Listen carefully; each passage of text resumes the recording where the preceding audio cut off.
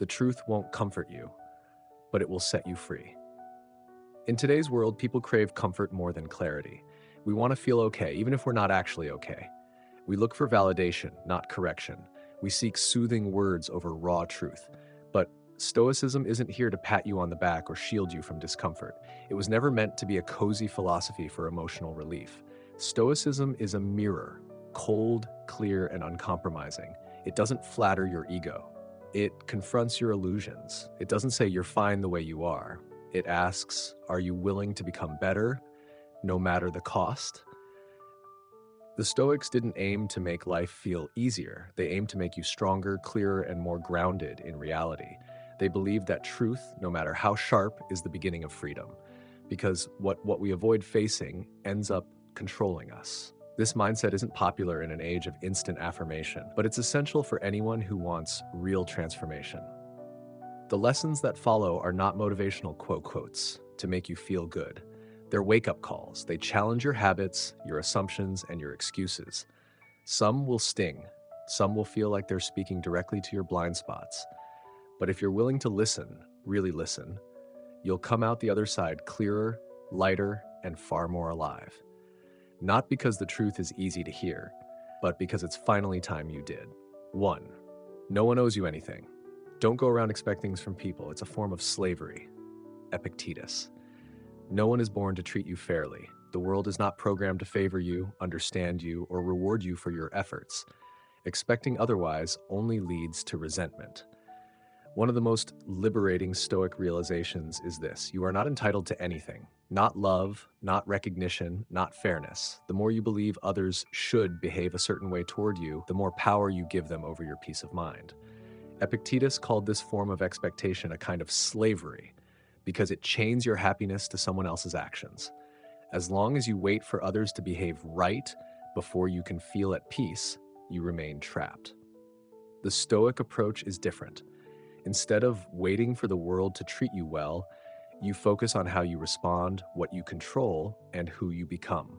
You let go of the idea that people owe you kindness, honesty, or gratitude, and instead you give those things freely as a reflection of your own values. When you no longer expect, you no longer feel betrayed. You reclaim the energy wasted on frustration and turn it inward into discipline, clarity, and strength. To live like a Stoic is to stop blaming others for your emotional state. No one can guarantee you justice, but you can always choose to act justly. No one can ensure you'll be loved, but you can choose to love with integrity. You are not a victim. You are responsible for your life, and no one owes you anything. 2, you will die, maybe sooner than you think. You could leave life right now. Let that determine what you do and say and think. Marcus Aurelius. Memento mori. Remember you must die. Isn't meant to scare you. It's meant to wake you up. Death is not a distant possibility. It's an ever-present truth. And the Stoics didn't run from it. They looked it in the face, not to feel dread, but to feel urgency. Every goal you've been postponing, every word of love you've held back, every dream you've shelved for someday, all of it can vanish tomorrow. Life doesn't owe you a warning before it ends. There's no guarantee of a second chance. Marcus Aurelius wasn't being poetic when he said you could leave life right now. He was being brutally honest. Because when you realize how fragile and uncertain everything is, you begin to see how insane it is to waste even a single moment. The Stoic doesn't wait for the right time. The Stoic lives now, fully, honestly, deliberately. You don't need to panic about death, but you do need to stop pretending you have forever. That assumption that there will always be another day is the most dangerous lie we tell ourselves. It breeds delay, distraction, regret. So ask yourself, if today were your last, would you be proud of how you spent it? Of what you said, how you showed up, who you were? If not, when do you plan to start living like it matters? Memento mori is not a threat. It's a call to courage, a reminder that the clock is always ticking, and your only real possession is this breath, this choice, this moment. 3, emotions are not truth. It's not things that upset us, it's our judgments about them. Epictetus.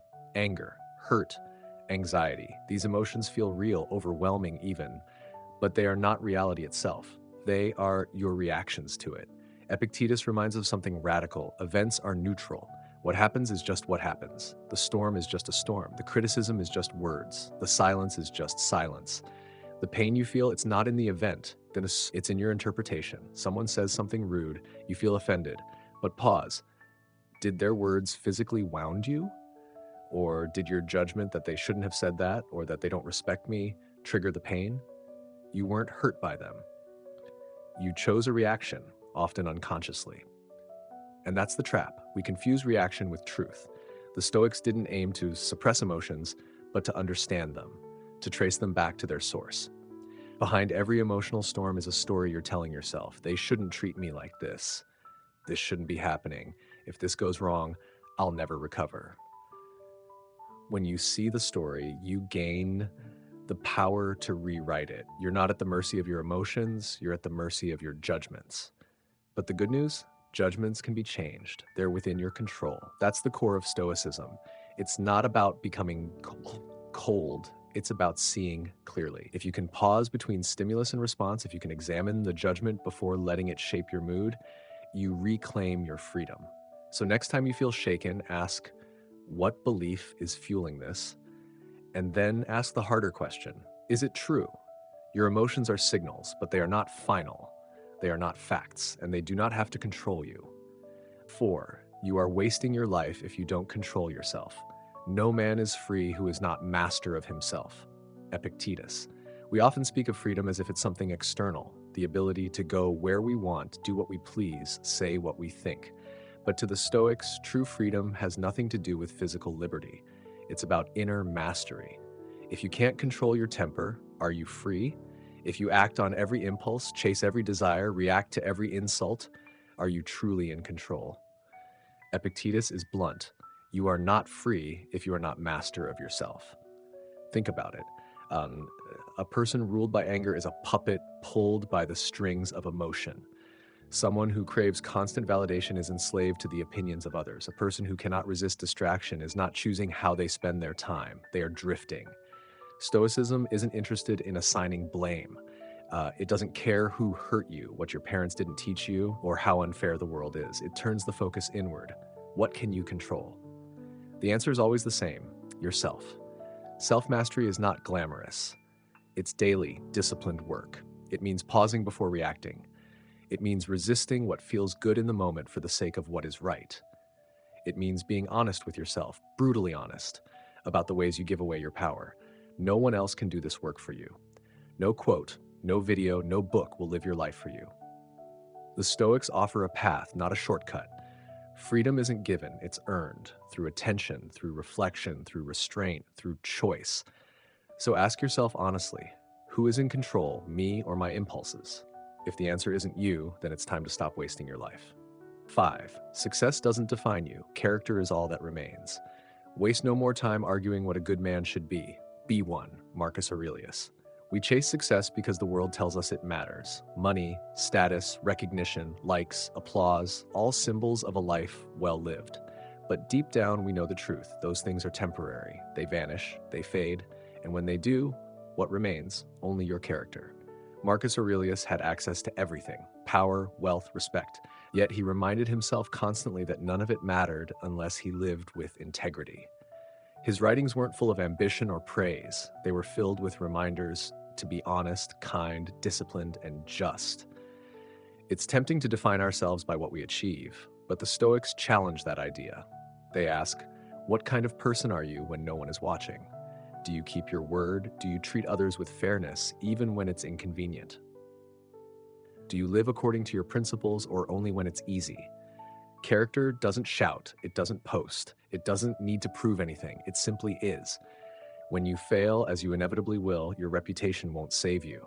When you lose, as we all do at some point, your possessions won't comfort you. But your character, that stays. That's what you take into every room, every decision, every relationship. That's what shapes your legacy. So stop obsessing over how others see you. Stop comparing, competing, and performing. Stop debating what it means to be good. You already know. Just be it. And when life strips everything else away, when your success, your looks, your followers, your career are all gone, may your character still stand, quiet, firm, and unshaken. 6, you are the one causing your own suffering. We suffer more often in imagination than in reality. Seneca. Most of your pain isn't real, not in the physical, immediate sense. It lives in your mind, created, exaggerated, and sustained by your own thoughts. You imagine worst-case scenarios before they happen. You replay past conversations, regrets, or mistakes in a loop. You anticipate failure, you worry about things you can't control, and then you suffer. But not because of what happened, because of the mental theater you've built around it. Seneca's words cut deep because they expose a difficult truth. Much of our suffering is self-inflicted. You write the tragic script in your head, you direct the scenes, you assign meaning to neutral events. A late reply becomes rejection. A setback becomes doom. A silence becomes judgment. Reality might be neutral, even manageable, but your imagination sets it on fire. Why do we do this? Partly because we think worry is preparation. If I imagine it all going wrong, maybe I won't be surprised, maybe I'll be ready. But that's a lie.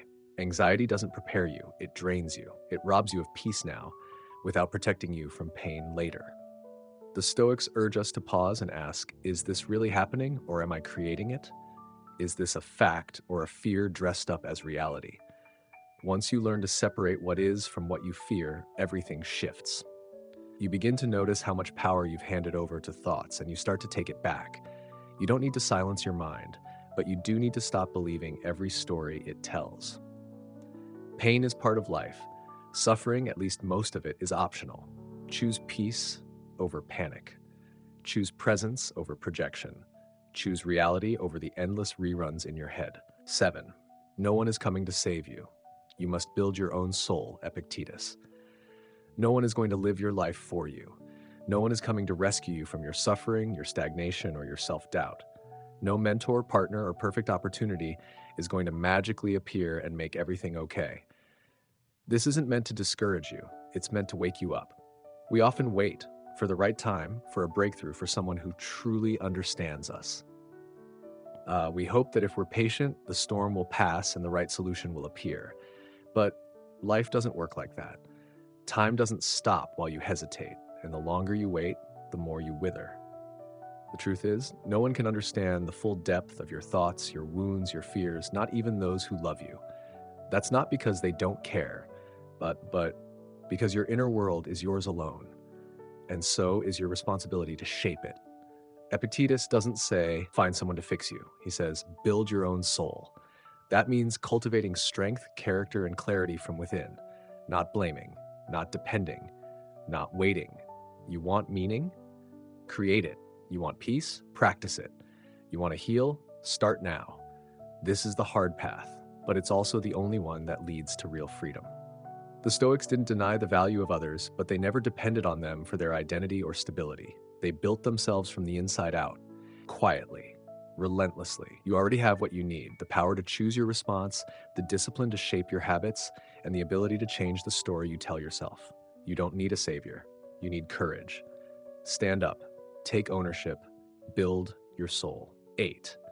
Comfort is the enemy of strength. Comfort is the drug that makes us forget how strong we are. We crave comfort, warmth, ease, predictability. They feel good, and for a while they seem harmless. But comfort, when clung to, becomes a kind of slow poison. It dulls the edge of your will. It whispers lies. You've done enough. You don't need to push today. This is fine. But here's the Stoic truth. Strength is not forged in ease. It's shaped in the furnace of discomfort. Steel is made in fire, not sunlight. And your character, your discipline, your resilience, your courage is no different. The modern world sells us the illusion that a good life is a comfortable life. But the Stoics knew better. They understood that a meaningful life is not necessarily an easy one. It's a life where you face difficulty willingly, where you choose the hard thing not because it's pleasant, but because it's right. Seneca warned that no man is more unhappy than he who never faces adversity, for he is not permitted to prove himself. If you always choose comfort, you never find out who you really are. You remain soft, fragile, dependent on conditions. But when you embrace discomfort, when you get up early, face a fear, tell the truth, sit with pain, do the work, you reclaim your power. You remind yourself that you are not here to drift. You are here to grow. Discipline is not about punishment. It's about freedom, the kind that only comes when you no longer need life to be easy in order to feel strong. So stop chasing the soft path. Lean into discomfort. Train in adversity. Let it sharpen you. Because comfort won't make you better, but struggle, faced with courage, will. 9. Not everything you feel is true. Just because you feel something doesn't mean it's true. Your emotions are real, but they are not always reliable. They are not facts. They are not reality itself. They are reactions, colored by your past, your fears, your biases, and your current mood. Just because you feel afraid doesn't mean there's danger. Just because you feel insulted doesn't mean someone intended to hurt you. Just because you feel like giving up doesn't mean you should. This is one of the most liberating ideas in Stoic philosophy.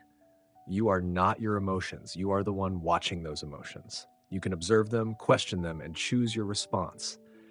The Stoics were not cold or numb. They simply refused to be ruled by their initial impulses.